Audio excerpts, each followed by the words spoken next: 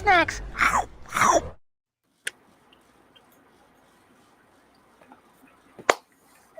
What it do, snackers, snackettes, and snackettes? It's your boy Gage. I'm here with Jokes and with Sin, and you are now tuned in to Loading Snacks Weekly, where we get together once a week and we talk about all things happening in pop culture. And today we have a lot to cover. Today we're going to talk about a lot of things, some of which are things we have talked about before, but always in new ways. Fair You know enough. what I'm saying? We're going to do it in some new ways. I want to start by thanking everybody who's tuned in for tuning in. We appreciate you. We're glad you're here. And thank you for coming and hanging out with us.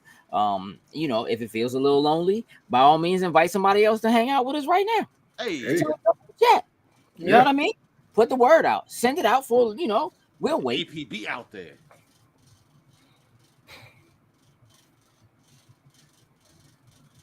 All right. Thank you. I appreciate that. Hey, Jokes. Yo. You, sir, have a job to do. Yes, sir.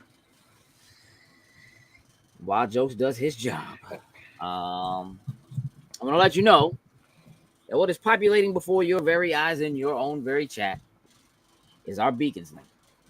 And that link allows you to find us, that's us, Loading Snacks, in all the different places where Loading Snacks tends to hang out in social media. And we would greatly appreciate it if you would go and follow us in those places as well. Right, gentlemen? Yes, sir.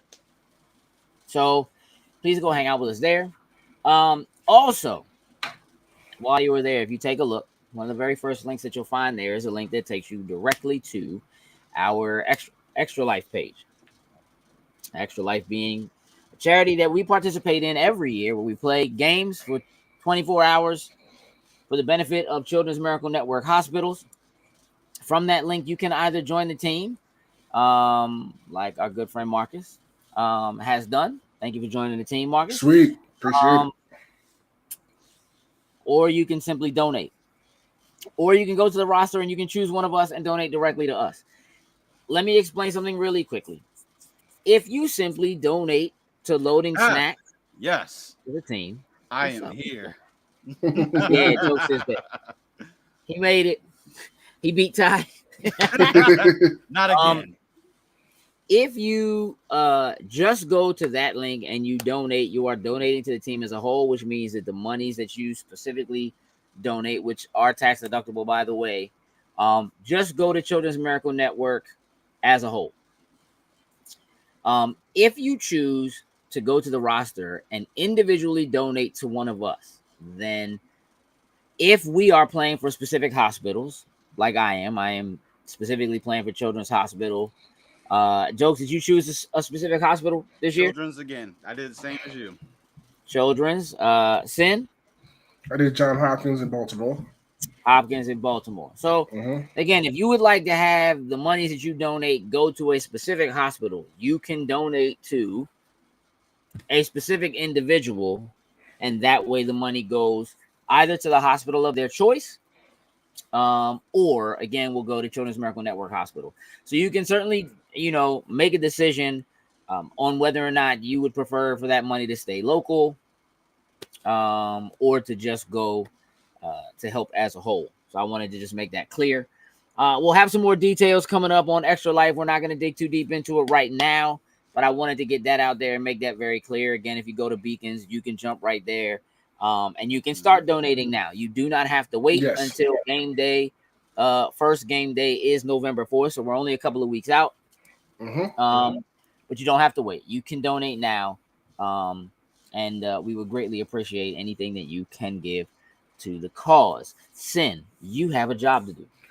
Yeah, so let's shout out our top tier patrons, starting with Anthony Cunningham, Marcus Houston, Susan Dortch, Tyrone Carson, Particular Skin, and Jonathan Sosa. Thank you very much. We truly, truly appreciate it. It is absolutely the truth. I would not let Sin lie to you. There are some things I allow to slide sometimes. Sin lying to you about how much we love you, we wouldn't. You know what I'm saying? Hey Joe, you probably out of order just because he's blaming you for him not getting his notification, You better which hit the I'm bell. sure is more on Meta than it is, you know what I mean? Than it is anything else. Sin. Yeah. For the benefit of Marcus and people like him. What up, Perk? What up, Perk? Would you explain what's happening with Beats and Beatdowns right now? Right now we are rerunning season 1 to get everybody get everybody ready for season 2, which is currently in the works. So once season 1 runs its course, we're gonna jump right into season 2 of Beats and Beatdowns. So that is on the horizon. That is coming. It is currently in under construction. Okay, in the construction lot. Mm-hmm. Got it. So look, we've had a busy weekend this past weekend, and we have busy weekends coming. Yes, you just heard Beats and Beatdowns, Marcus. You did. You heard it. You heard it. You also heard your own name, so I don't, Right. He heard Beats and Beatdowns before he heard his own name. Probably. Yeah, we had a busy weekend. So technically 3 events this past weekend.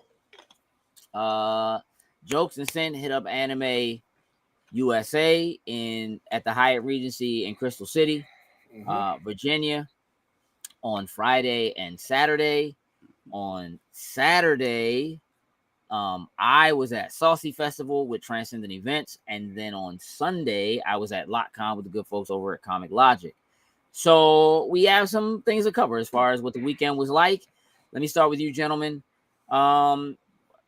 First time for us at Anime USA.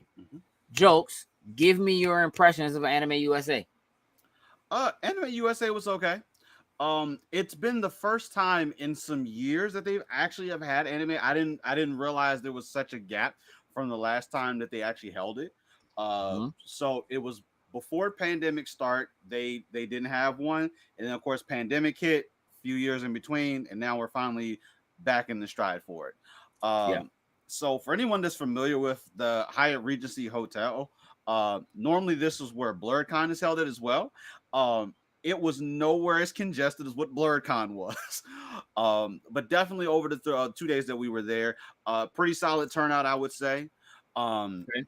We definitely had fun. We met a lot of new people. I always love going to especially new cons and us meeting new people, building some future potential networking type of things with everyone. Of course, few people we ran into, like, we didn't know them, but they're like, oh yeah, I've been in such and such con and such con, and it's like, how have we never actually run into you? You've been virtually the same places that we've been. So it's always cool to run into that. But overall, had a great time.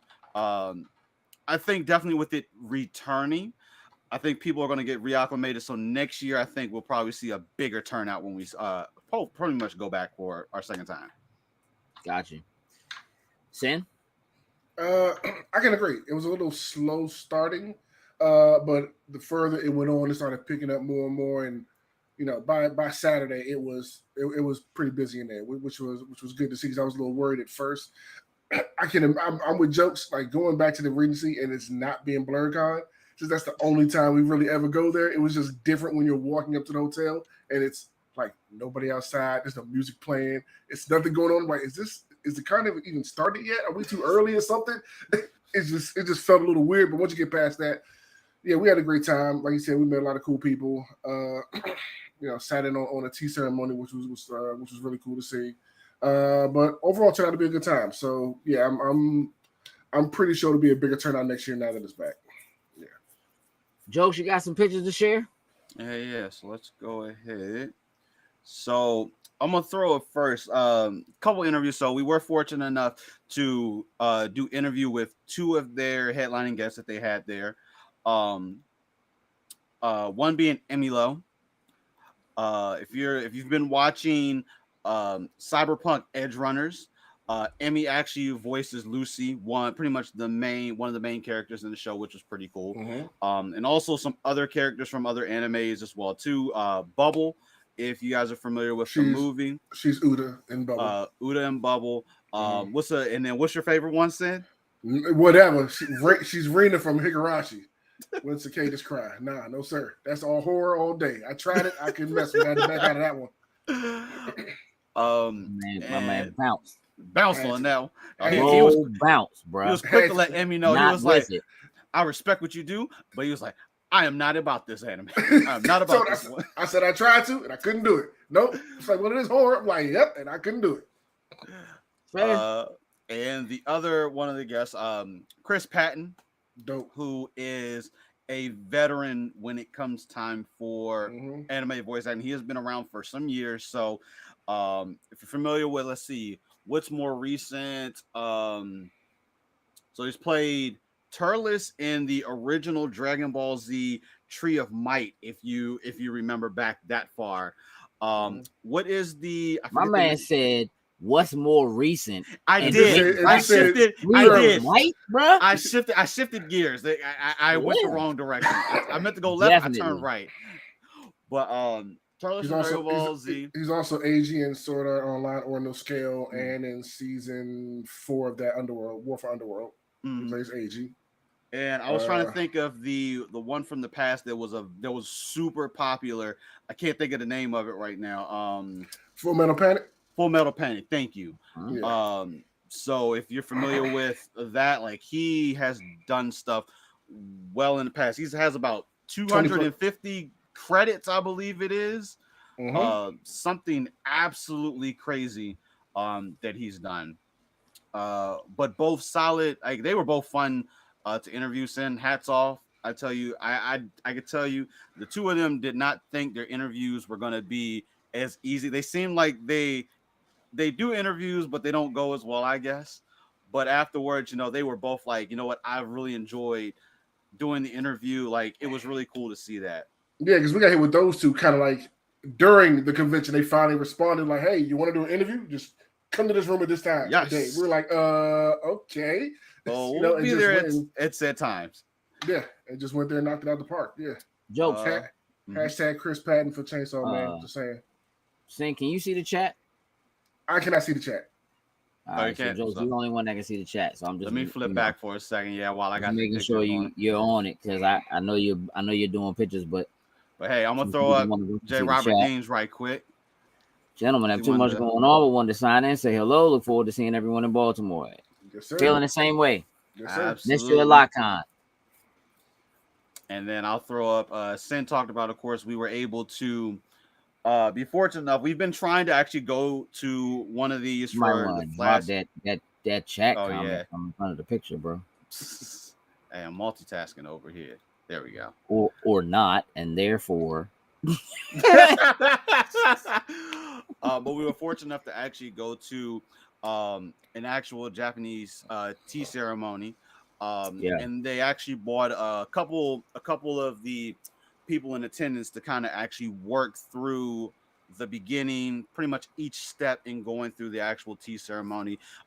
It was really cool to actually see this live in person and kind of getting to know what actual, like, the representation of what the tea ceremony actually stands for and why they actually move forward in the way that they do certain things for it. And then, of course, we ran into tons and tons of cosplayers. I have their names. Actually, I got to pull up so I can go over. But into this dude, Dope Shigaraki from My Hero Academia. This was probably, I think, one of our favorite ones that we ran into there. His name was Brian Dracula, is what his name is. That was cosplaying. And then I got all of these guys as well too. We ran into 4 of the squad captains from Bleach. Of course, 1,000-Year Blood War is upon us. So I thought this was very fitting. Running into them. I put up a post on our page about it. It was like, yeah, they're coming to save the Soul Society. But of course, I had to put in there, or are they? Because of course, a couple of them aren't actually good folk. Yeah, especially one of them in there. but a whole bunch of other interviews that we did as well too. So if you guys have been keeping up, we've been posting those over the last few days. We still got some more that'll be coming over the next few as well too. But overall, great atmosphere. Of course, we ran into some familiar faces. I tried to upload the video, but for whatever reason, Melon didn't like it. We ran into Substantial, who we, of course, good friends of the show that we see virtually almost everywhere that we go now. And as we were Make going sure around, you're checking out our Instagram, our TikTok for our reels, and post a lot of good content coming there. So since we couldn't get the video up here, just make sure you're checking it out there. Check those out. And we were just going around, asking everybody what their favorite anime of all time was. And I will tell you, I absolutely loved, as we were going through a lot of the people that we were interviewing, a couple of randoms. When I tell you we didn't have any of the same answers, it was just really cool. And these anime range from things like Bubblegum Crisis, Substantial, of course. My Crisis, classic, dog. You don't even know, Joe. You don't know nothing about that. I did watch the original Bubblegum Crisis. It has been a very long time. Substantial's favorite was actually Street Fighter 2, animated movie, which I was like, can't be mad at that. John was dope. Let's see what else. Man got real descriptive when it came to that face. That face pirouette, hey, pirouette. He's like, I don't even know if that's. I don't even know if it's a pirouette. But we had Soul Eater was a choice out there. What else? Cyberpunk Edge Runners was one. Cyberpunk Edge Runners was one of them. Trying to think of another one that was. Point being, there was a lot of different joints. Everything was different. Yeah. But overall, solid time I would say that we did while we were at Anime USA. Awesome.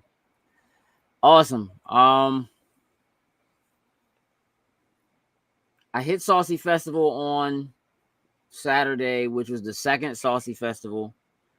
First one was in Frederick. This one was in Stevensville, so just on the other side of the Bay Bridge.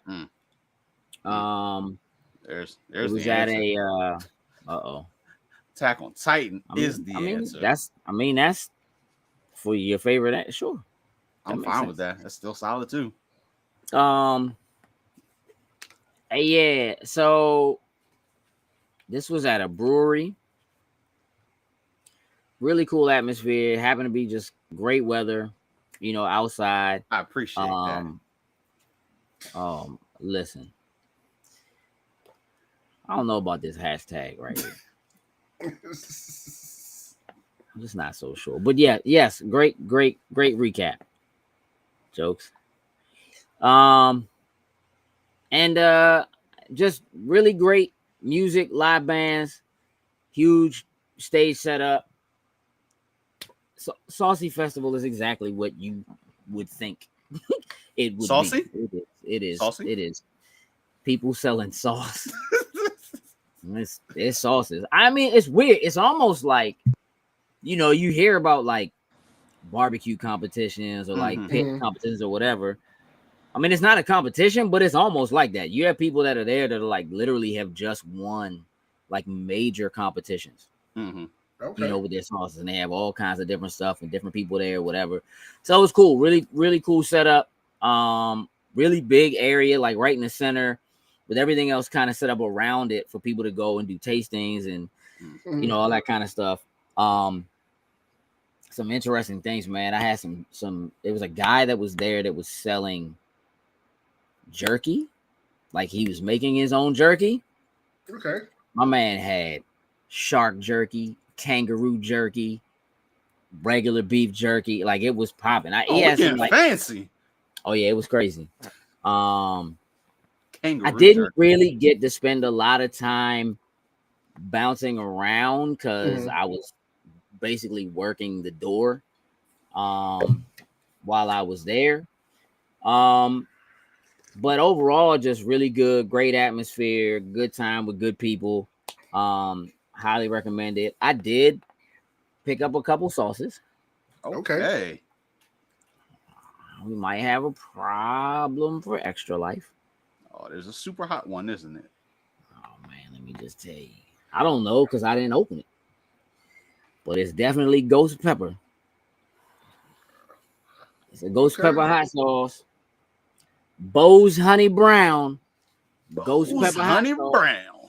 Okay. That's one. Z says she wants in.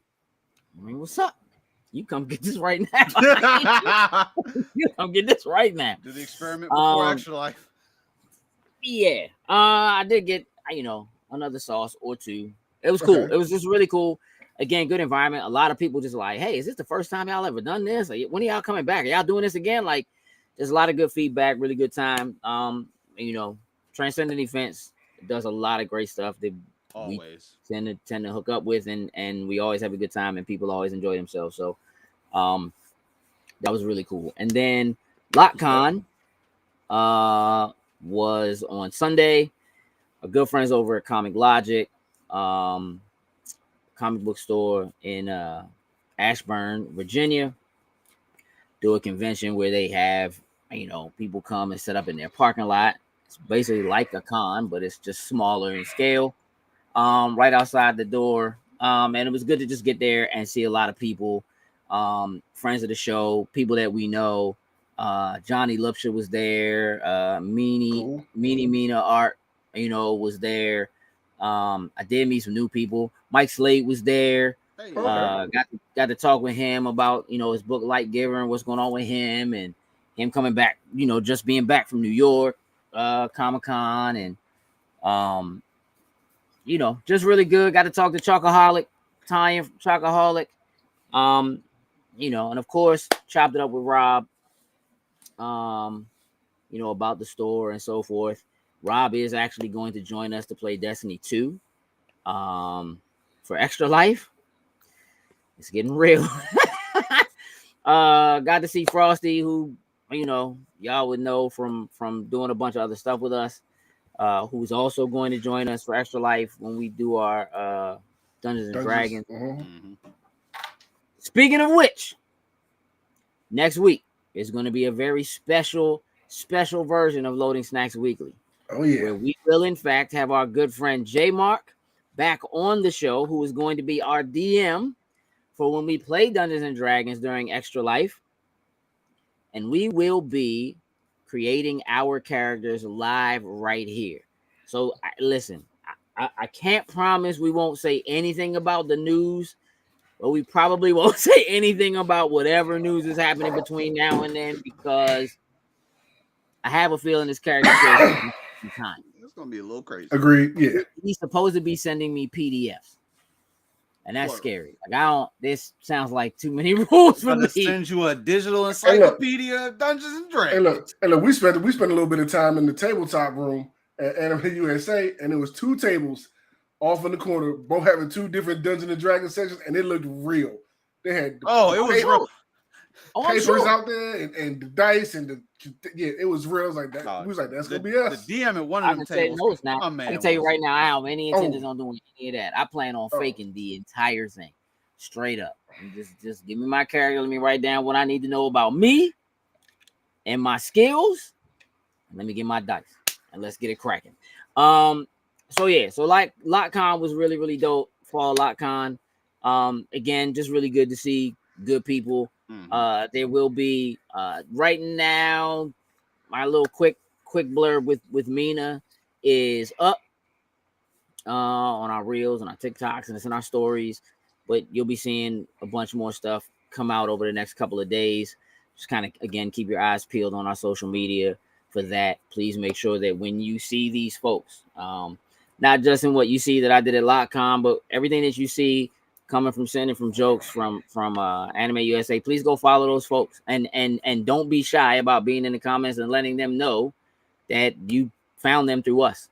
You know what I mean? I think that just helps us too. So yeah, good work over the weekend, gentlemen. We still have a lot to cover, so let's jump into a few things. Jokes. Mm-hmm. For what feels like the third time, but might actually only be the second time in history, G4 TV has shut down. Yep. Did I see that? I did. At first, I was kind of like, it was like, but this is the thing. I heard it. I was like, I didn't see it, but I heard it. But just turn around and smack. You think somebody will be like smack? Right. I was like, something just moved, and I don't know what it was. And it, you know what I mean? Yeah. All that means is it's time to rearrange all the pictures back there, which is I was actually planning to do that anyway. So good time. Yeah, G4 shut down. Jokes. Yeah. I'm before I even ask what you think or how you feel about it, I'm just gonna tell you I'm not surprised. That's actually the same here. Like, as much as like the original G4 run, you know, thoroughly enjoyed it. It was good seeing certain aspects of G4, whether it was through Twitch or whatnot ever, but it didn't hold that same caliber stance that they had when it Give me just a second. Running. I just wanna say I think I just decided that we're gonna have a what not ever swear jar. Or yeah, what not ever jar for Extra Life. So what not ever jar in a swear jar. You just try. Well, let me say, Sin's probably gonna be the one with the swear jar. Yeah, what he's got. Right. He's just gonna put his money in ahead of time, not even worried about that. Yep. Yeah, Jokes. I think I'm good with that. I am good with that for Extra Life. My man. It sounds like I'm going to be donating a lot to these kids. Like, let's get it. Let's get it. That's what we're here for. It's for the kids. Yep. Sin, where are you at on this G4 TV shutdown? I mean, not necessarily surprised. I didn't watch G4 TV in its original run. I was happy that it came back for the fans of G4, but I don't know, it just seemed a little quiet for a little bit of time as it got into its run. So I wasn't really surprised. I wasn't like hurt or affected by it. I mean, you didn't really have any nostalgia for it, so it's a little different. Yeah. God, he said social media now versus then totally different. Plus, Olivia Munn was my girl. When G4 TV was originally on, it wasn't social media. Not when it started. Mm-hmm. I mean, I guess there was. I mean, Facebook existed, sort of. Yeah.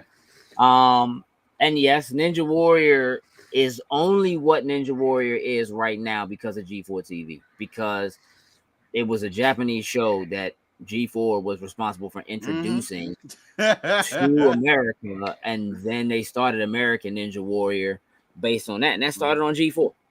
Did not know that. Here's what I'll say about it. You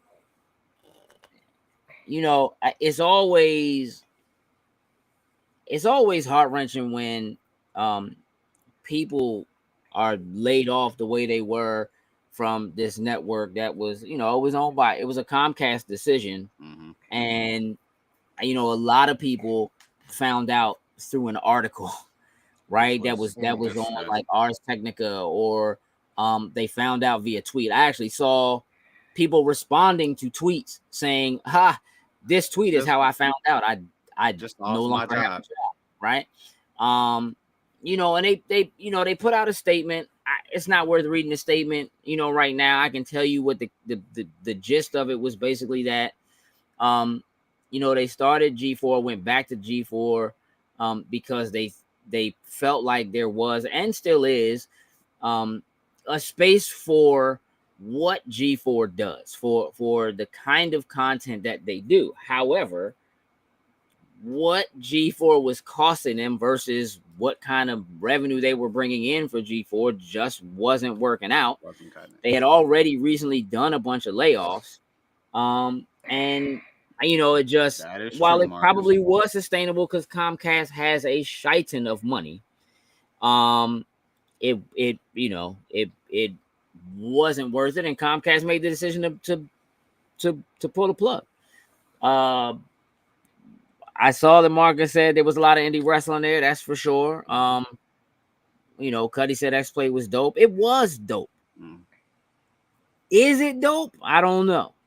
Nah, I think for the time and being able to consume and get gaming news outside of like magazines way back in the day, like that was really it. Like the like say your Microsoft, your Sony's, they didn't have these conferences like say every other month and things talking about their stuff. They let their stuff come out like say on X Play and all these different avenues. But now it's like we get new stuff every single day.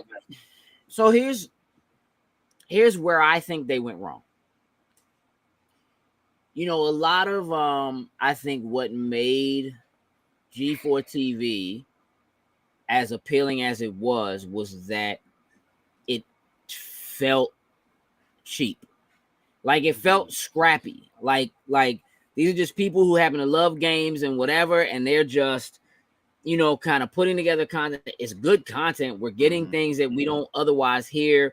They're doing interviews with people. Otherwise, you would have to pick up, again, like you said, Jokes, a magazine and read about. They're doing reviews. They have personalities that are, like the gamers, I think, that were watching, what was there.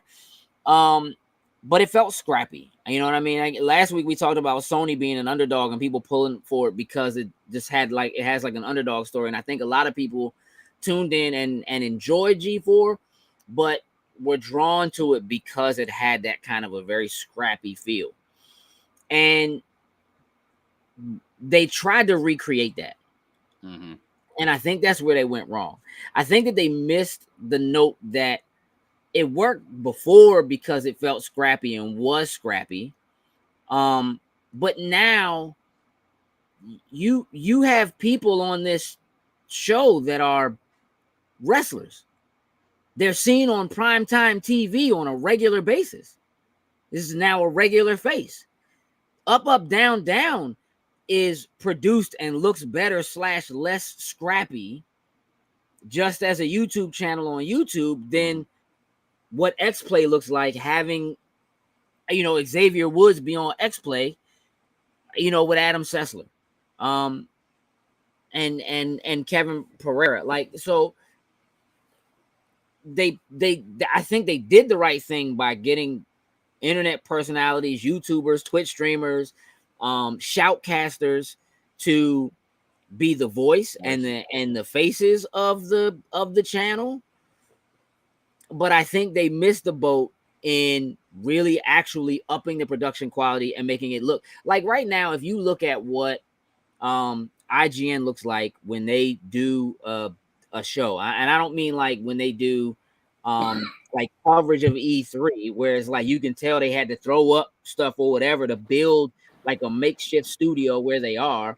But like we're talking like extremely high-end LED back panels with stuff running in the background and tables that have TVs in them and whatever. Like the production quality of what you can get just on the internet is so much higher than that now.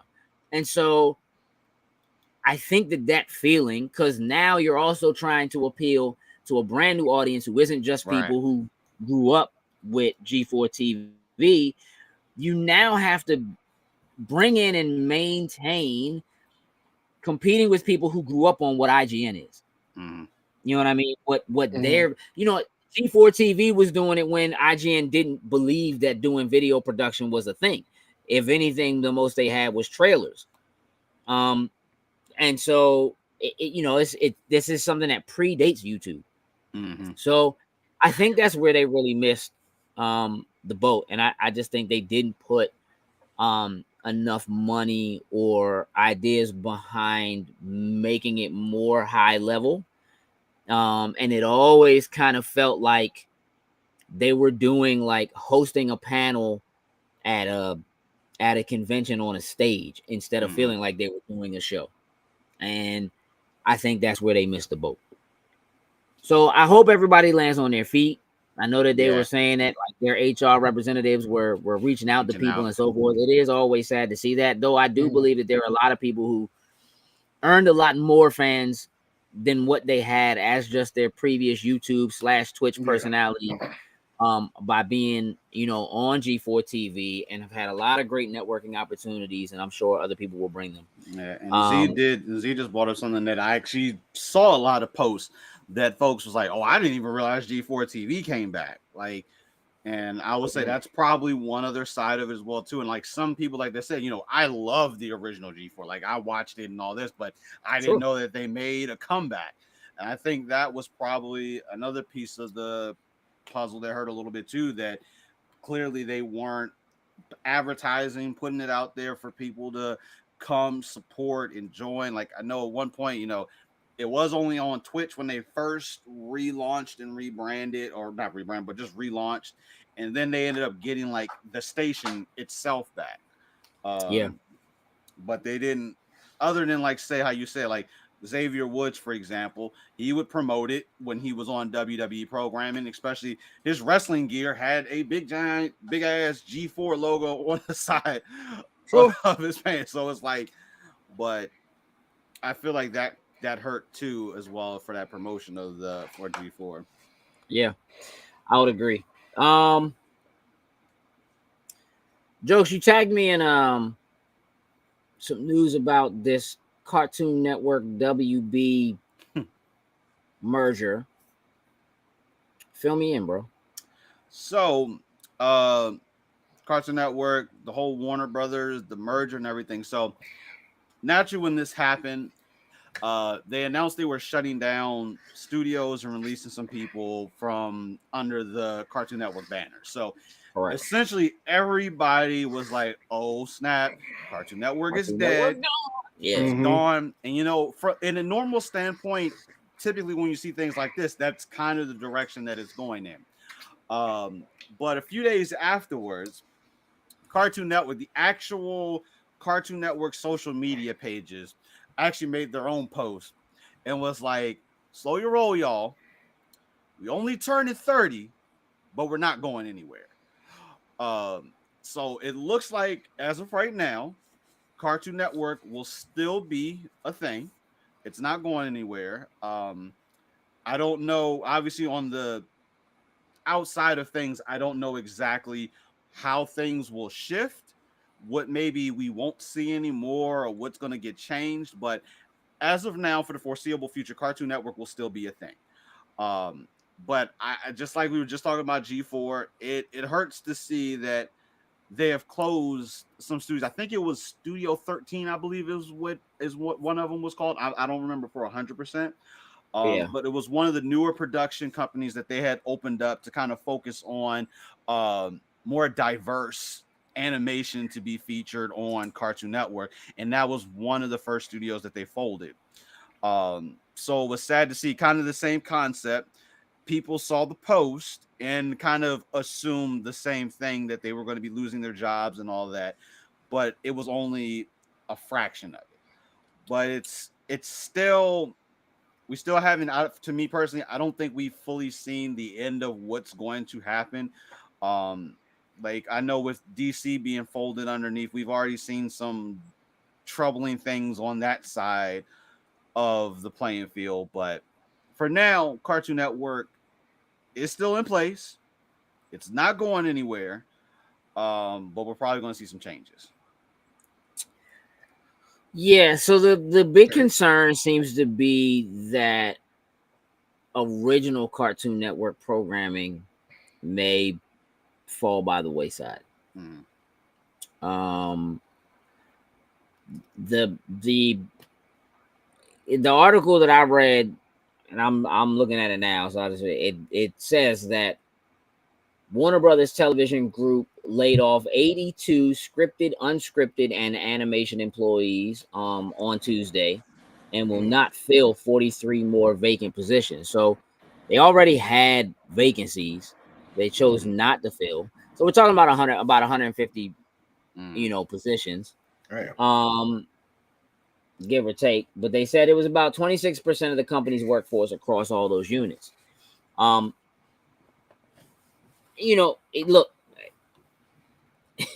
who knows when you have something like that happen, right? Mm-hmm. And then a couple days later, you get a tweet about it. It's like, we're not going anywhere. You don't know who told them to tweet that tweet. That out. You understand? Like that wasn't. I will tell you, I know that yesterday they had a live stream running on Cartoon Network's YouTube channel that was just like running. It was like all day. It was just like a marathon of just all kinds of Cartoon Network cartoons. Speaking of which, oh boy, this year at Ocean City Comic Con, your three amigos right here in front of you are doing a panel, and that panel is the top 10 Cartoon Network original TV shows. Funny how things line up.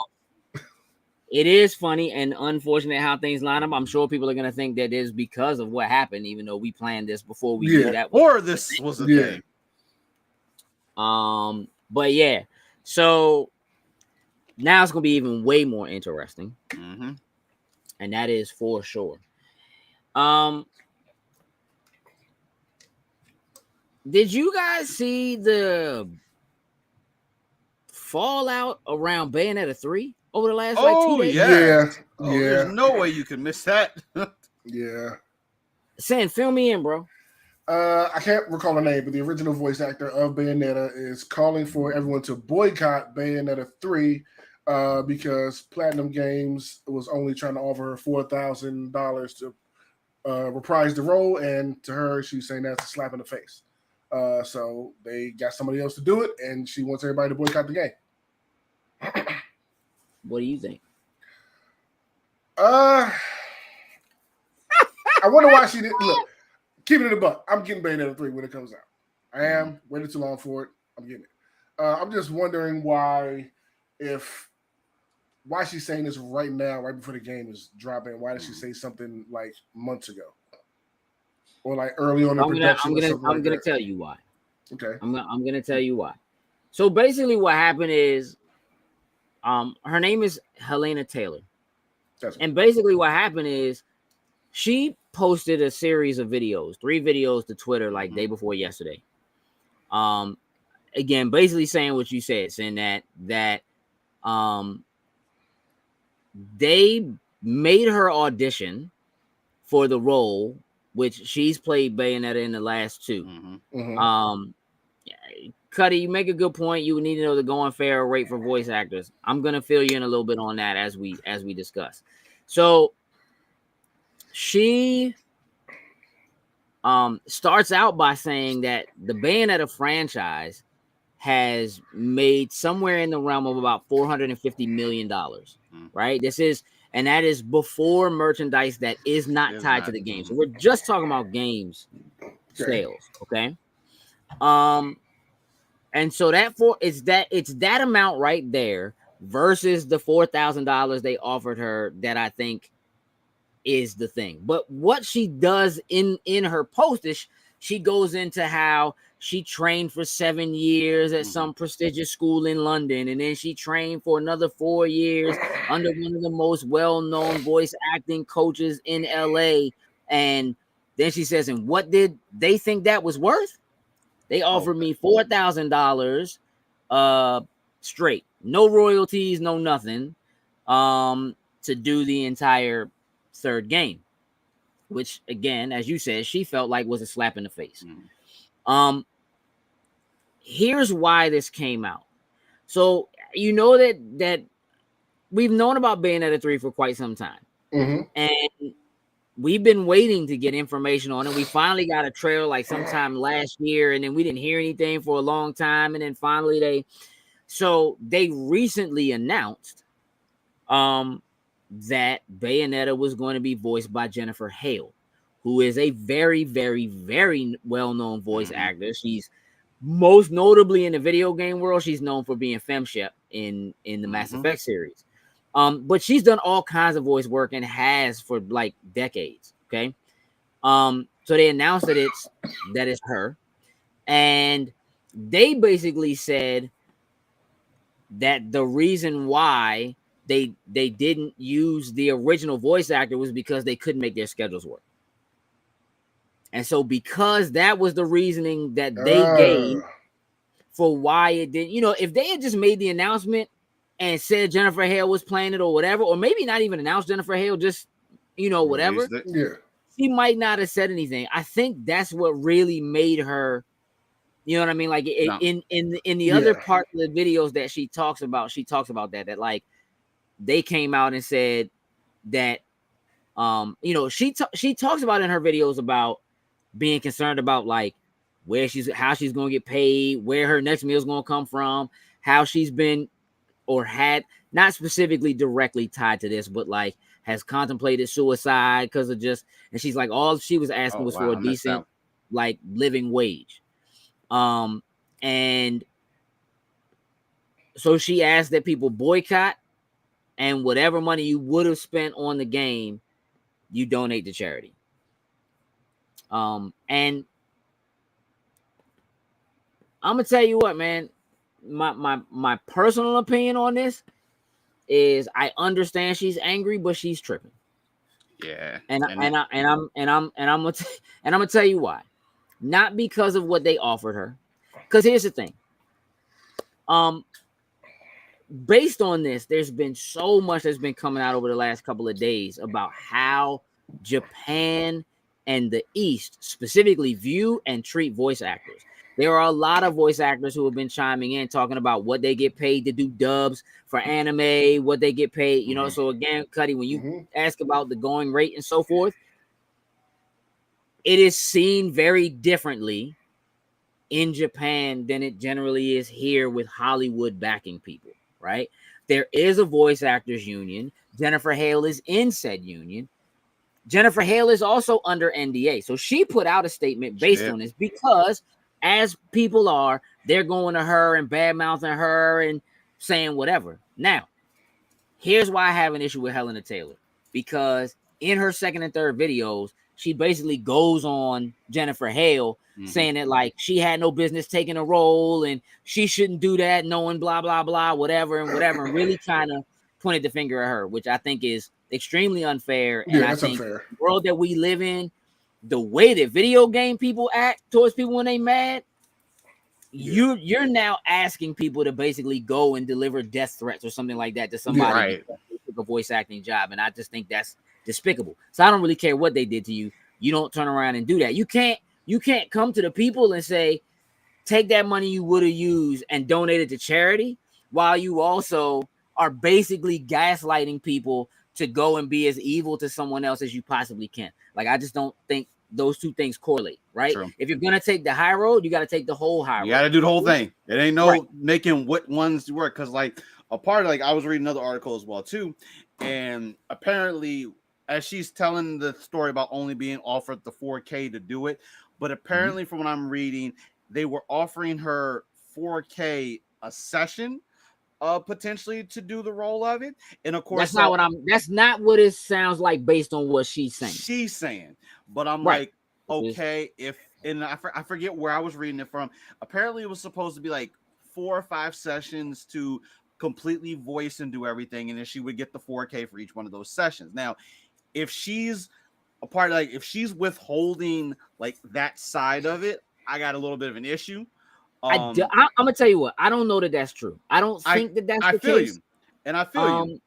Because what she said was, and again, this is out of her mouth watching her video, she specifically says that they made her go in an interview and audition for it again, which isn't uncommon. And she says that's not super uncommon, but they did make her interview. And she said that's cool because, you know, over time people's voice change. Like, it's been years since she originally did the voice. So as you age and stuff like that, the voice can sound different, blah, blah, blah. So she went and she did the audition, and then they basically, you know, said, yeah, we like you. We want to continue. And she said that she sent a letter directly to Hideki Kamiya at Platinum Games saying, this is how I feel about it. This is what I feel like I'm worth. And she told him directly what she wanted. And he responded to her letter saying that she wanted to play the role and what she wanted to get paid for playing the role. And he offered her $4,000 a session, which again, you know, in Japan, apparently these things are seen differently. Jennifer Hale's response to this, I'm going to read to you. What she said is, with regard to Bayonetta 3, as a longtime member of the voice acting community, I support every actor's right to be paid well and have advocated consistently for this for years. Anyone who knows me or has followed my career will know that I have great respect for my peers and that I am an advocate for all members of the community. I am under NDA and am not at liberty to speak regarding this situation. My reputation speaks for itself. I sincerely ask that everyone keep in mind that this game has been created by an entire team of hardworking, dedicated people, and I hope everyone will keep an open mind about what they've created. Finally, I hope that everyone involved may resolve their differences in an amicable and respectful way. With love and respect for you all, Jennifer Hale. Now, she talks about being under NDA. Mm-hmm. The reality of this is the other young lady is also under an NDA. And she specifically says in her video, I don't care that I'm under an NDA. She literally says an NDA doesn't scare me. She said, I don't have anything. I'm not even sure what I'm going to eat next week. So what they going to do? Come take my clothes? So she literally is just like, I don't even care. That's cool. I understand. Times are hard. You're having it rough, whatever. I'm going to tell you what. If I'm having it that rough and I ain't sure how I'm eating, if you offer me $4,000, I'm going to do it. Taking it. I'm not, what I'm saying? Like, I'm just not. If I'm not. Yeah, if you don't know where your next meal is coming from, then yes, you do what you got to do. I get it on principle. I do.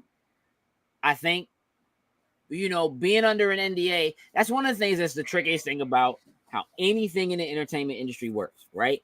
That when you're stuck under an NDA, it almost makes it impossible for you to negotiate what your next fee should be based on the work that you've done, because you can't talk about you can't say, oh, well, this is what I got paid for the last one, and therefore, whatever. And under a lot of circumstances. So, and you gotta take that. I think at that point, you gotta take that $4,000 and think of the potential work that's gonna come with new people getting the Bayonetta off this one. It's been so long since the last one has came out. Like people can get it here and hear the voice, like, oh, let's reach out to her and see if we can get her for our game or yada yada yada. Like it's correct. You're right, Zayna. That's worse because it could damage her opportunity. It absolutely. This is the thing. She has done more to damage her own career. Mm-hmm. And here's the other thing. I'm gonna keep it a buck. All the training and stuff that she talks about, she did, and she trained under these people and whatever. That's cool and all, but like, either it hasn't been good enough for you to be able to keep getting voice work, or Bayonetta hasn't been good enough for you to be able to keep getting work, because it sounds like you out of work. Right. It sounds like you were banking on Bayonetta 3 being the what I mean, for your work. So, if at this point, again, I understand the principle. I do. I get it. I just don't think it was handled the right way. Right. And agreed. It's hard to figure out what that means again when you're under NDA and you're this angry about it. But again, I think that the thing that really set her off was them basically saying, yeah, we didn't go with her because we couldn't get our schedules to work. She literally said, they said that. She was like, I'm sitting here doing nothing. She said, I got nothing to do. So she was hot, bruh. Yeah. You know what I mean? She was like, it don't have nothing to do with my schedule. I'm not doing anything, which also tells me you ain't getting no work. Right. So you mad at what they offered to pay you, right? But if and listen, again, I'm not saying that she shouldn't get or doesn't deserve something for the work that she put in helping to make Bayonetta what it is, right? I can't necessarily go as far as to believe that her specific version of Bayonetta is so iconic to that character that it can't work without her. I don't believe that. True. Not even a little bit. She's under the impression that she literally said in her video, Jennifer Hale has no right to say that she's Bayonetta. I created Bayonetta. I'm Bayonetta. That's literally what she said. Hey, son, you tripping. That game, tripping. Bayonetta could have stayed in Japan, or they could have released it over here, and it could have been subs. And you know what? People ate that joint up the exact same way. I'm just saying, again, like, I don't. Bayonetta's cool. The worst thing about Bayonetta, period, is the fact that Nintendo's paying for it. That's it. Mm-hmm. Because Bayonetta has no business being stuck on a Nintendo console. Period. At all. Period. Right? But again, that's one of those, some people get a pass If Microsoft would have paid for Bayonetta and got Bayonetta 2 and 3, bro, they'd have been up in arms. People would have been up in arms. Slim. Dog, this whole thing with the buying Activision thing, that would have just been more fuel for these people. Wait, they got that game called Bayonetta. They can't do this.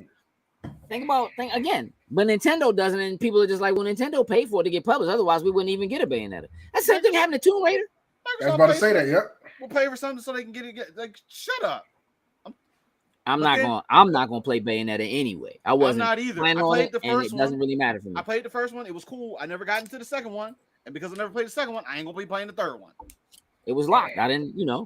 I know that Sin loves Bayonetta. That's cool, and I know there's a lot of people that love that game. Like, yeah. So that's cool. I understand it has a rabid fan base. I'll be honest with you.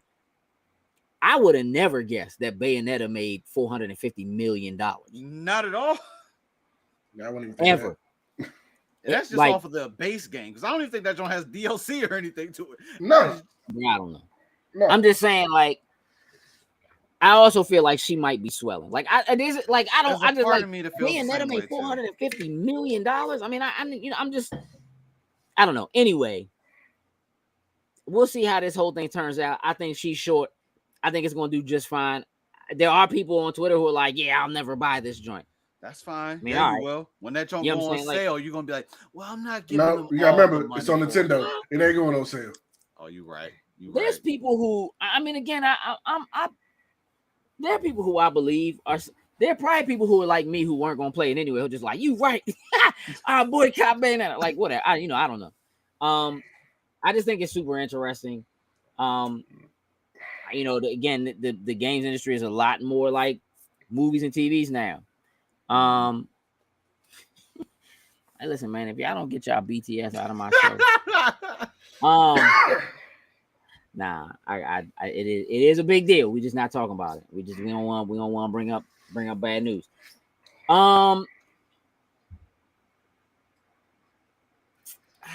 It's getting late. We got a lot to cover, but it's getting late. Sin. Yeah. You feel like watching something?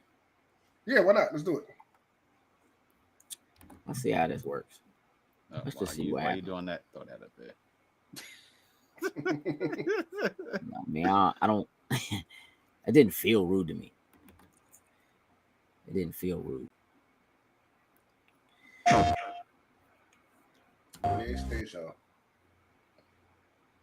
Here we go again.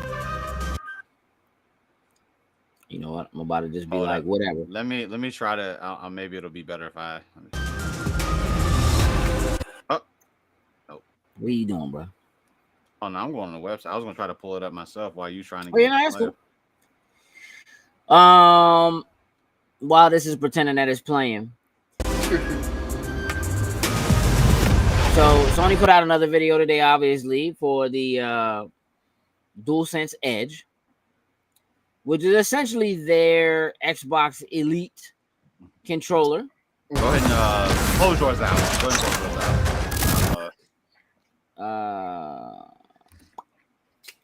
Go for it. And gave us a release date. Okay. January 26th. Son, are you excited? No.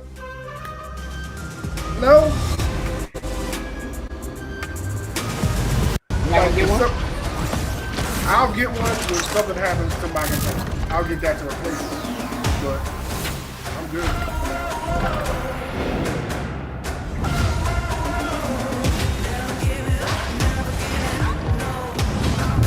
I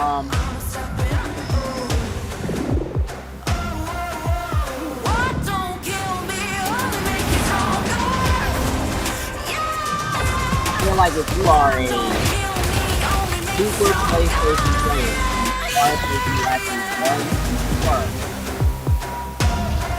particular sticks that are the PlayStation controllers,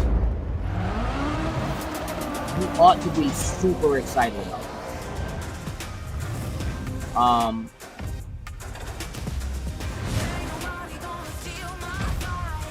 mean, I don't know why the controller locks in place. That's weird. I mean, but there's a lot of options, right? There's a lot going on. It's got It is an exact copy of what the Xbox controller is with the case and the chargeable case and so forth. Mm-hmm. Pre-orders start next week. Comes out the 26th. Hey, Jokes. Mm-hmm. You know how much it is? What's that, like $200? $200. Huh. $199. Mm-hmm. Yeah, It's like half the price of a PlayStation 5. Yeah, I can wait. I'm not pressed. It can wait. Joystick's still in the wrong place, so they can have it. If you could have customized and moved the joysticks around, I'd probably be like, "Hey, PlayStation, you may have me right now." They might have got you. Is that what you're saying? They may have got me right There's a now, possibility but that right you'd be now, excited about it? I don't play my PlayStation enough to justify me buying that junk for it. Like that's my only thing right now. Like when this one conks out, I'll look at getting one. You know what I mean? But this one is still perfect, fine working condition, so I'm good for now. I mean, for some, at $200, I think is a lot. I think that's a lot. Not. Like I said, you can probably get an Xbox S. Isn't already super expensive. But it just feels, man. Feels like. Can't you get an Xbox? Can't you get like a Switch or an Xbox Series S for the same price practically? You can get a Series X for like $250. I think that's the lowest I've seen it right now. Target was running a deal recently where it was like $250 with a controller. With an extra controller. Mm. So I mean, it's I mean you have a hard time getting me to feel any kind of like, I just think $200 is ridiculous. But there's a part of me that feels like maybe they were initially going to do it for less. But when you have already pushed up the price of the, maybe that's where the difference is. Like maybe because the US is one of the only places where they didn't up the price of the PlayStation 5. So maybe they intend to make it up on the controller. You know. On that same note, possible. Also announced today. Hey, you already went in there and made it. Ain't no games being played out here, buddy. Ain't no games being played out here. Microsoft turns around and announces today you can go in and create your controller for the Elite 2, customize it, starts at $150. That's not $150, right? Mm-hmm. And then if you add all the extras, like you can do it just like how they did the core controller. You can do it, which the core controller is like $129. So you're only paying $30 more to be able to customize your controller, right? But if you decide you want to add the back paddles, if you want the case, if you want the swappable sticks or whatever, and you can choose what pieces, you don't have to get all of them. You're priced out at $209 for customized controller with everything, with the case, with the chargeable, and you can customize the front of the case as well. I mean, you can only really change the color of the case and the zipper. But it has that as well. And it comes out with tax to about $218, give or take. Maxed out. If you also it's a little more than that with tax. If you do, you can put your name on the bottom or whatever, which I would always do, but it's $10 to to put your name on the bottom of the controller. So it to be able to do that and to be able to customize it and get it the way you want and add the colors and all it's going to take for Microsoft to do now is make it so that you can go in and without buying a controller, just buy custom colored thumbsticks and plates and stuff. Like if you can do that and like back paddles and just buy those if you want to, they're gonna make a killing.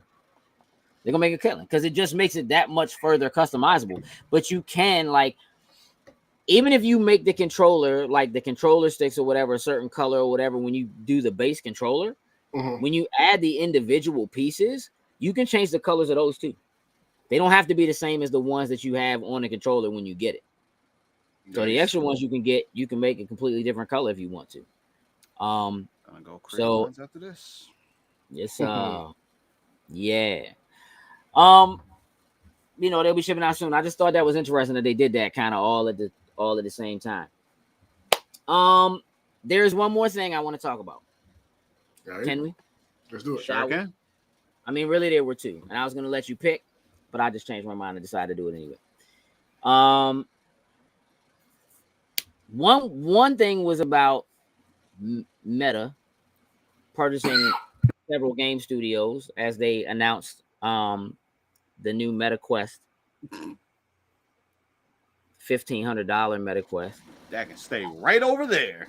Hey, listen, you laughing, but I'm positive people are gonna buy it. Oh, I know they are. They already did it with the Quest 2, and the Quest is already so fire for people that having this joint with the high end, with the screen light blockers and all the stuff that comes with it is probably going to be a thing. Here's what I want to talk about. Did you all see today that tomorrow Konami is having a live stream? Yep. And that live stream is specifically about Silent Hill. Silent Hill. Oh, yeah, I did see that. All right. So I want to do a little digging. Because we also saw back and forth with Microsoft responding to the CMA, talking about Sony, and then basically seeming like they're siding with Sony as far as this acquisition of Activision is concerned. Mm-hmm. And Microsoft did a lot of throwing themselves under the bus. We 7th in PC, we 3rd in consoles, we blah, blah, blah. Again, and we talked about this last week about how really technically Sony is the underdog, even though within this they have, market share, right? And let's not get it twisted. Microsoft is $1 trillion company, and like right now, market cap for Sony is like just over 100 billion, something like that, right? I mean, as low as about 80 billion, up to about 110 billion, give or take. It honestly wouldn't take much more than what Microsoft is offering for Activision for them to just buy Sony outright. I'm just saying. Mm-hmm. But here's what's interesting. So there's been some rhetoric, and I'm going to show you a tweet in a moment about Sony sabotaging themselves in order to help keep Microsoft from getting this acquisition in the eyes of the CMA, at least until this second phase goes through. Here's what the tweet says. The ongoing CMA investigation for Microsoft acquisition of AB, which is Activision Blizzard, has indeed delayed any showcase plans for Sony. Now, I'm going to stop there. I saw somebody asking online like 2 days ago, were we going to get a new PlayStation experience? When were we going to get another like state of play? What's coming up, right? Mm-hmm. I know that right now, today was the first day they started doing these behind the scene things for the new God of War, right? Just people they're saying. Exclusive titles and first party IP were locked in. Sony believed the showcase will add weight to the Microsoft arguments. Silent Hill and Kojima, who am I revealed, were part of the show. The initial announcement of the showcase was scheduled for the 11th of October, with the showcase taking place on October 20th. Sony holding firm for now. So essentially what this is saying is that Sony has decided we're not doing those showcases. We're not showing off anything, because if they do a showcase and show off, look at all these exclusive titles. Exclusive titles to us. What is they? What's going on with us for the holiday? Blah blah blah. That is actually going to strengthen Microsoft's argument, which has been, look where we are. Look how many exclusives they have. Mm-hmm. Literally, Microsoft said in their response to the CMA, like they were so mad, right, that they literally said, if you take every single player that plays Call of Duty on Sony and removed them from Sony, Sony would still have way more players than Microsoft has. If you took them all out combined, they would still like. They're like it doesn't even make sense, right? For them to put like Call of Duty on that high of a pedestal. So this particular Twitter person, notwithstanding, sure they don't have a check mark next to their name. They've done other predictions or talked about other stuff. Sometimes they right, sometimes they wrong, whatever. What I will tell you is that this tweet caught fire. Twitter was ablaze about this joint. I want to know what y'all think. Do you think there's any truth to it? Nope, I definitely. Do you think that Sony is in a place right now where they're so concerned about the fear of making Microsoft look right about what they're saying that they would just be like, you know what?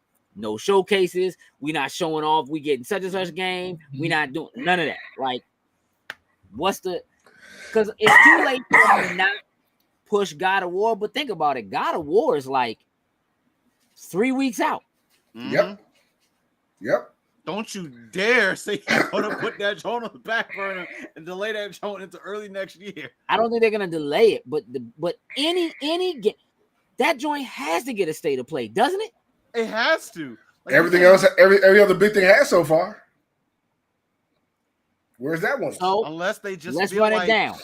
It's because it's God of War. Is God of War Ragnarok getting a state of play? I don't think it is at this point. I think they're going to go off the sheer strength that it's God of War 2. We've shown the snippets. You got your special editions of the game, so if you want Mjolnir and all that, have at it. And look, that state of play is done.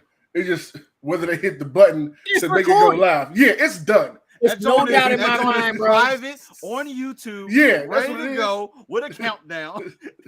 They're ready. All they gotta do is schedule and premiere. That's all they gotta do. Unless are they gonna do it though, Sam? That's the question. There's a lot of validity, I think, in that tweet. The way we just broke it down.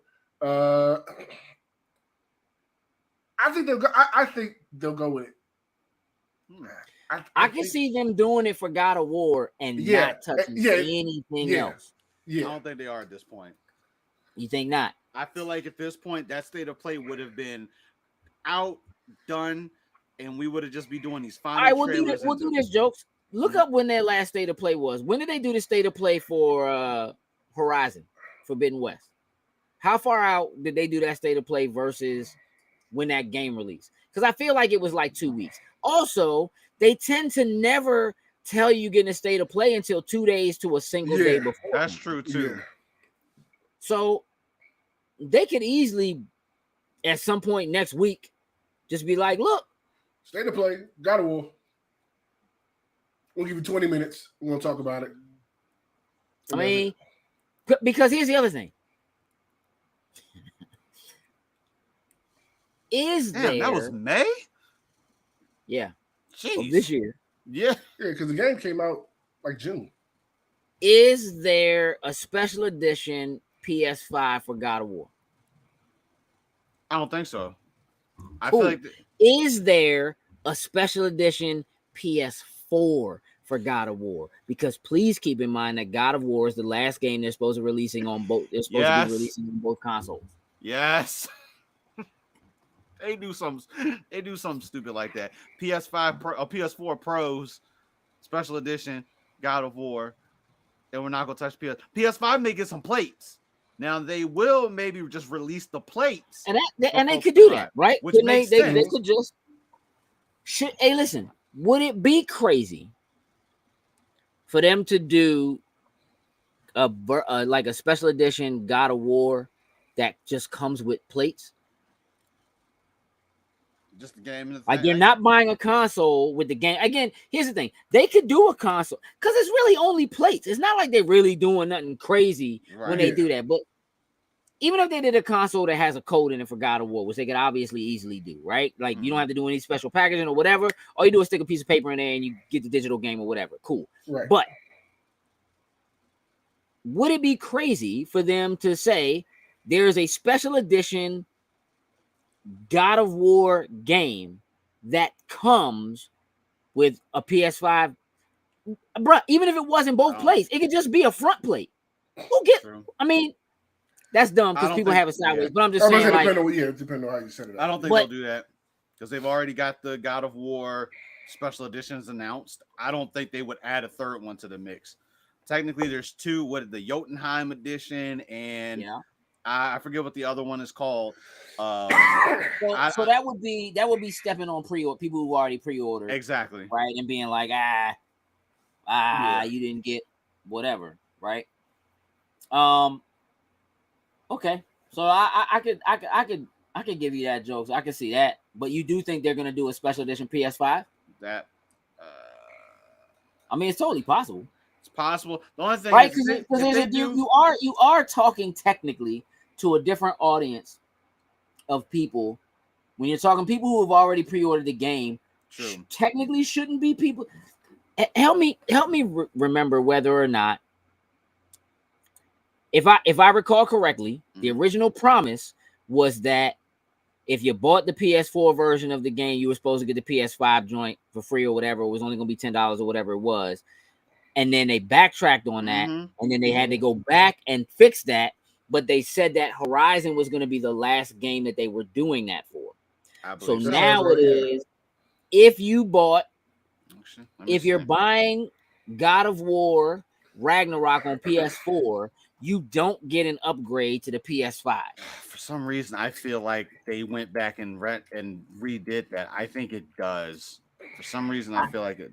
I think God of War. Yes, I think they specifically said in it.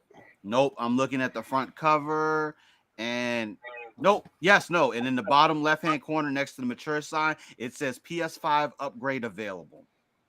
PS5 upgrade available. Not, but it was originally it was if you buy the PS4 one, you get the PS5. Like for instance, my Miles Morales, when I bought it for PS4, got a free upgrade to PS5.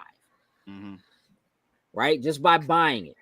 And it was supposed to be that those first party titles, what they said was through like the initial run or the whatever the window was, like that, and so it was supposed to be like that. I think for Gran Turismo and for Horizon, and then they backtracked and weren't doing it for Horizon, and then people got upset and they had to go back and say yes, they were going to do it, but that Horizon was the last game they were going to do it for.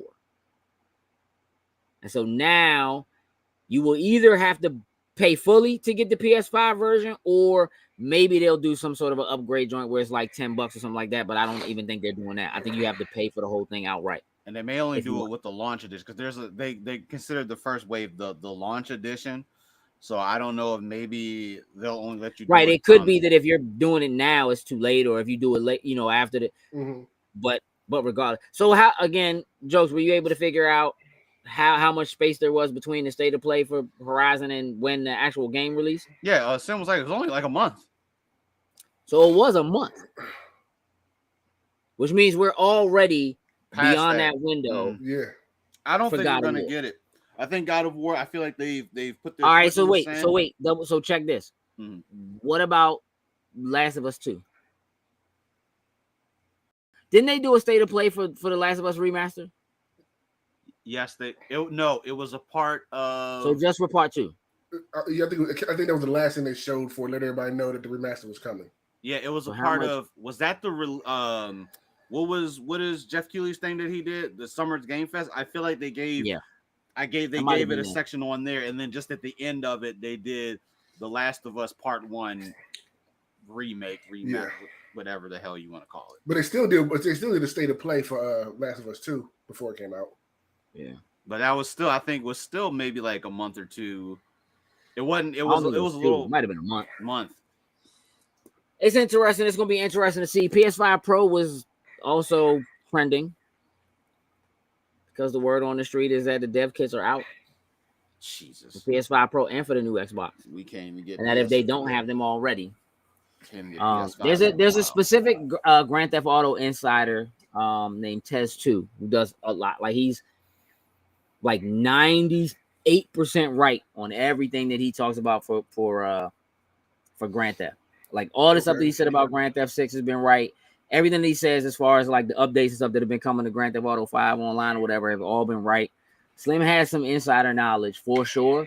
And somebody actually asked Tez2 based on when like GTA 6 is supposed to hit, they were like, so GTA 6 is going to be next gen. And then his response to that was, well, the dev kits for the midlife upgrades are already out. And if they don't have them already, they'll have them by like January. That's nuts that we're even thinking about. Well, no, we're at that point now. Yeah, it's like because these Jones came out. I mean, if the timing is right in terms of how long the consoles have been out, the reason why PS5 Pro specifically was trending is because people are like, I can't even get a PS5 right now. Yeah. So how are you gonna put out a pro version of that joint that I can't get the regular joint? You know what I feel like? The PS5 Pro, I almost feel like they're not even gonna do like some major thing. I think they may just do the upgraded and another upgraded SSD inside of it or something like that, and finally just put like 2 terabytes or something like that. I feel like that's where, like at this stage, where they should go. Don't get me wrong, you can open it and pop your own joint in there, but I know the average person sometimes gets scared to do that type of stuff. Well, I suppose that the other thing is that's a possibility is that the rumors have been that they are releasing a standalone disk drive for the PlayStation 5 that doesn't have a drive on it, like a USB drive. And charge $100 for that. That's all gonna sell like hotcakes too. Well, here's the thing. It seems kind of crazy, but people seem to think Microsoft might be doing the same thing because they went back and updated the Xbox One DRM so that the DRM is no longer active on most of the Xbox One games. Like games that you used to, if you put the game in, it would have to do a check to see if you're online or whatever before you could play them. Like 90% of those games, that's not the case anymore. Like they upgraded that like 3 weeks ago. Okay. And so people were speculating that they're doing it because they're planning on like either doing a new like Xbox Series that doesn't have a drive, but if you want, you can buy it separate, you know, whatever, for the people who are just like, I want a disk drive or whatever. So they can go away from having a manufacturer and they can cut the cost of having it in there. But if you just happen to want one, you can buy it. Yeah. So one of the easiest ways for them to cut costs would be to just remove the drive from either one, because you're still talking about a Blu-ray drive that's in there. So if you remove the drive, you cut costs. And so if they were to do that, I could see them doing a PS5 Pro and not doing a disc version at all. I'm fine with that. Just throw a bigger hard drive. But that if you want a disc, you go buy the. I'm fine with taking the drives out of both consoles. Just put a bigger hard drive in it to do it. I am perfectly fine with that. I'm sure. I mean, I get that. I'm just, again, I'm just, it's all speculation, but there's something there. And these collector's edition of games like that I normally would buy, just do like Destiny. Sell the collector's edition with the digital code in it and not a physical copy of the game. And shoot, a lot of them collector's editions don't even have a digital copy of the game. Some have started doing that. It's stupid now. It is disgusting. They started doing that a long time ago. All right, look, man, let's wrap this up. It's been a long show, but we had a lot to discuss, and we're not going to get to discuss stuff next week. We're going to be making characters. Yep, and it's going to be a fun time. Frosty will be joining us so that she can create her character. I didn't see anything from Doctor Who in the chat today, but I know she said that she wanted to play D&D with us, so we might have to see if we can work out about her being on to create a character with us. I guess we'll get that figured out. Jokes, you have a job to do.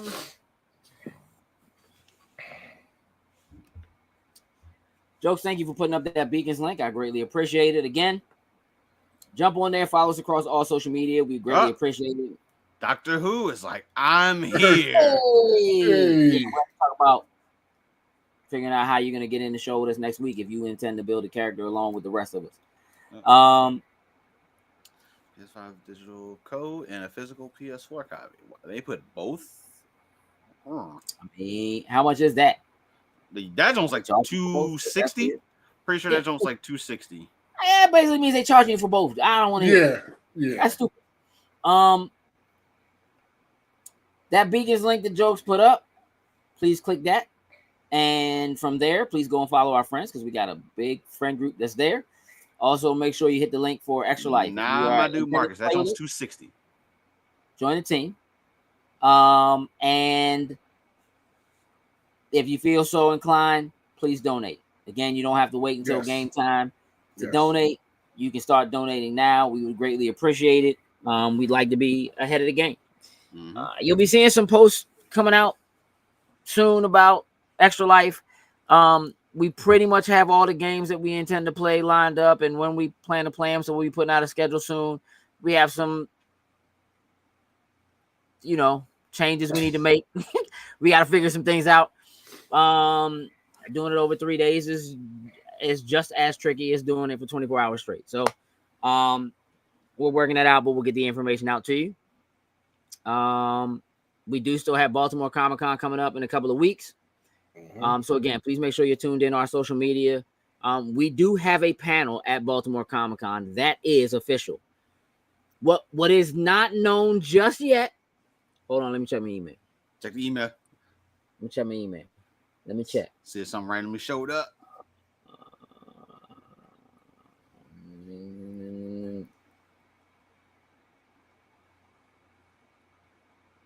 Survey says. Okay, so as of right now, while we do know it's going to be Saturday, and we do know it's going to be earlier in the day, we don't know exactly what time yet.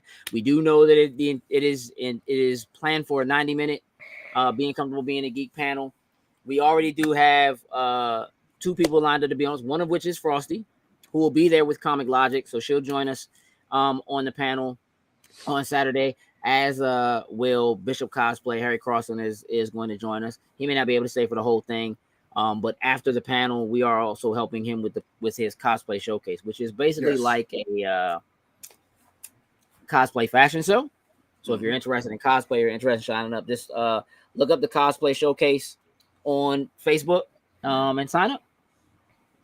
That'll be dope. Sin, you have a job to do.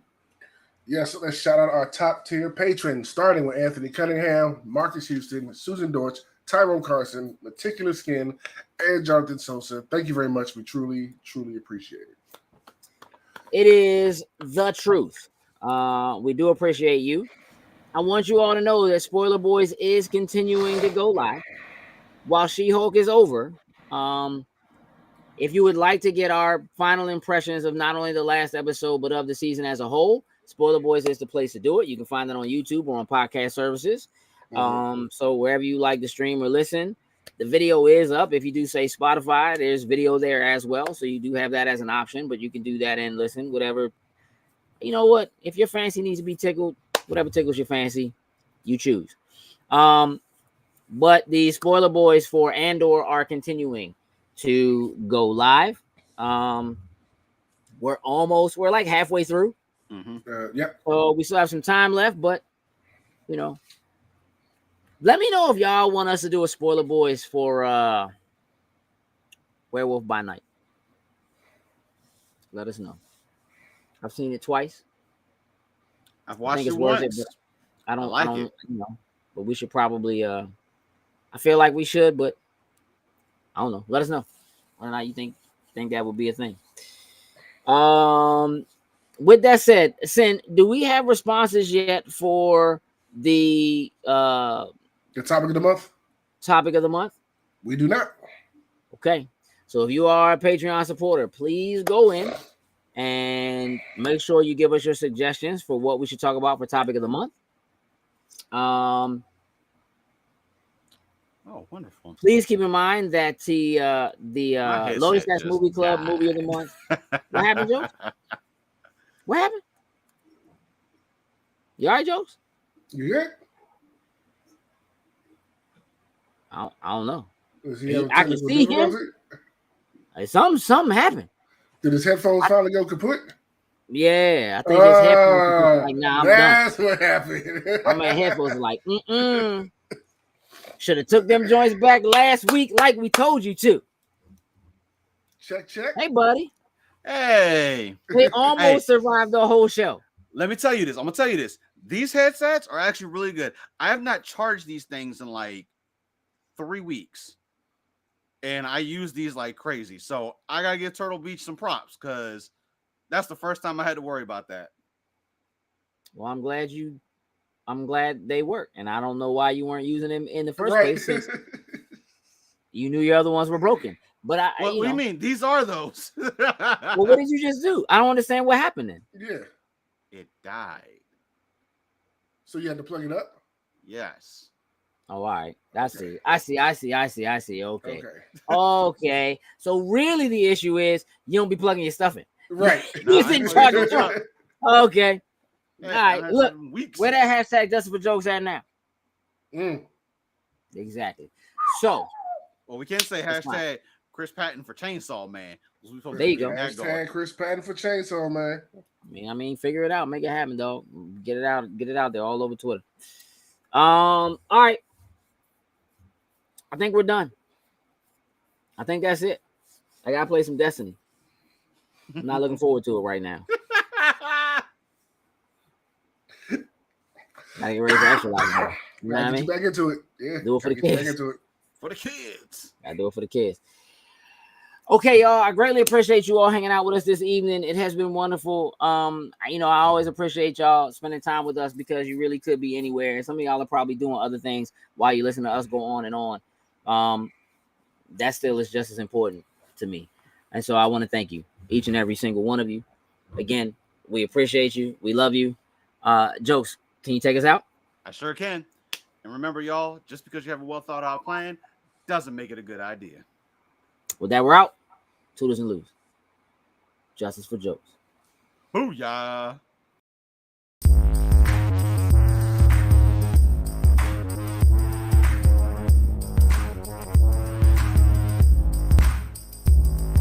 Loading Snacks